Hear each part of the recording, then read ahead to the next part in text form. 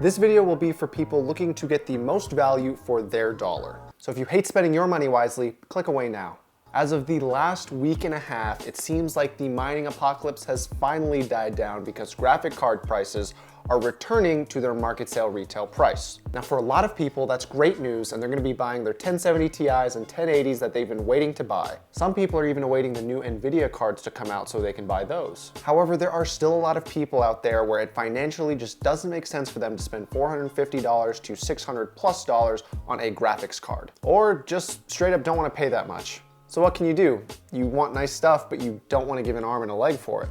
Well, this is my solution. If you paid close enough attention to the mining craze, you would have seen that the popular choice for miners was alternate coin mining, which favored NVIDIA graphics cards. Thus, the prices and demand for NVIDIA graphics cards that had anything more than 2 GB of VRAM skyrocketed. Now originally, Radeon cards like the RX 480 and the RX 500 series were the most popular cards and were easily sought out because of the specific coin mining.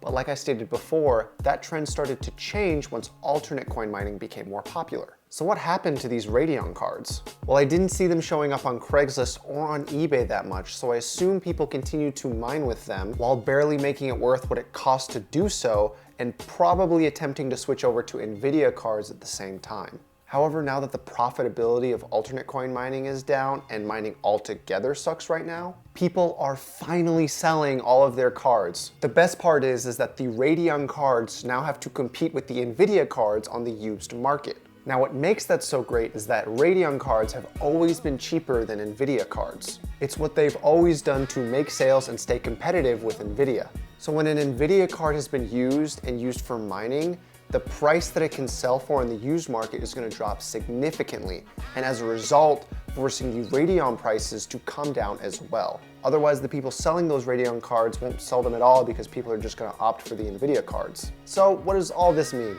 It means if you want to pick up a high-tier gaming card for your rig, get a Radeon card. They're cheap as hell right now. Now, a lot of you might be thinking, yeah, I mean, I want to save money as much as the next guy, but I don't know if I want to buy a graphics card that's been trashed in a mining rig. Well, allow me to clear up that misconception. Number one, miners take care of their cards. It's their income. Well, at least it was. They use these cards with specific settings to make sure they last as long as possible while still maintaining profitability. Number two, I actually bought an RX 570 8GB card, and I'm gonna show you the benchmarks when I compare it to my brand new 1070 Ti. Now the 1070 Ti I bought last month for $550. The RX 570 I got off Craigslist from a miner for $215.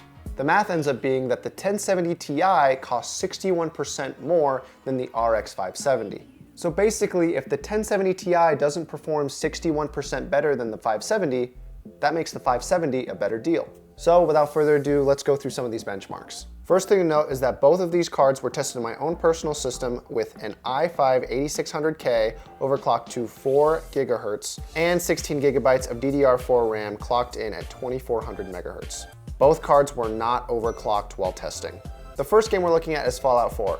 On ultra settings, the 1070 Ti got 75 FPS on average, while the 570 got 38 FPS on average. Now this might seem like a massive drop, it's approximately 50%. However, like we discussed before, if the 1070 Ti isn't performing 61% better, the RX 570 is still a better deal. It gets a little bit closer when we take a look at the next game, which is PUBG. Both cards tested at ultra settings again. The 1070 Ti got a 62 frames per second average, while the RX 570 got a 42 frames per second average. At League of Legends on the highest settings, the 1070 Ti got 205 FPS on average, and the RX 570 got 195 FPS on average.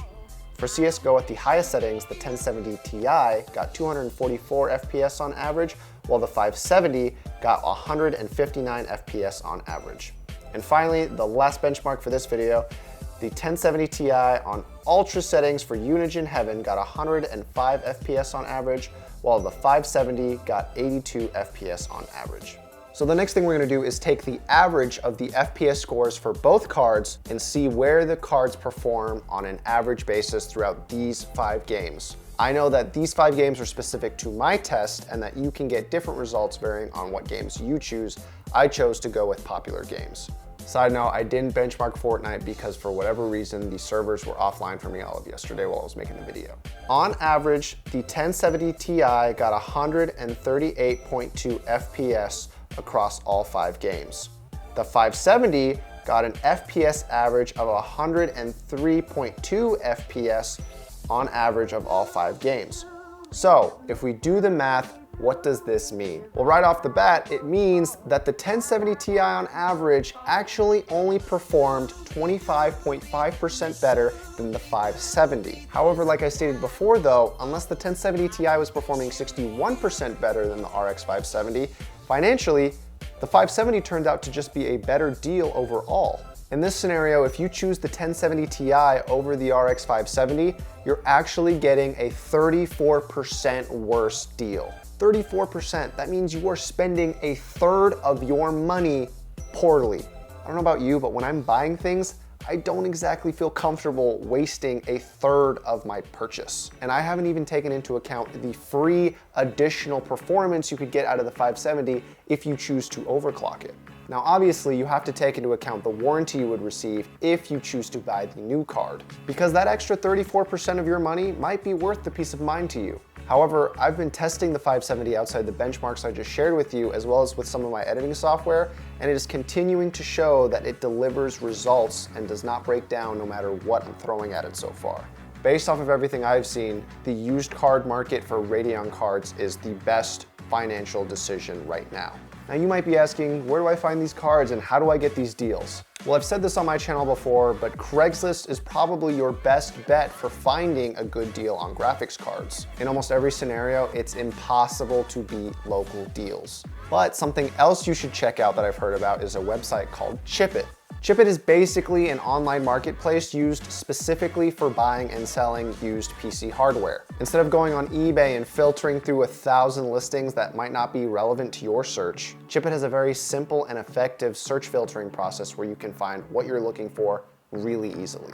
The cool thing about it is both buyers and sellers are protected. If the money doesn't come through on one person's end or if the part doesn't come through on another person's end, they are compensated financially for the poor deal. However, I haven't had a bad experience on the website so far, so definitely check it out if you're looking to buy used PC parts, or even if you're looking to sell what you have lying around. Anyways, that's the end of the video. I hope you guys enjoyed this comparison, and hopefully this video and information saves somebody some extra money out there. If you have any questions, feel free to leave them below or reach out to me on my Discord. And as always, have a good day.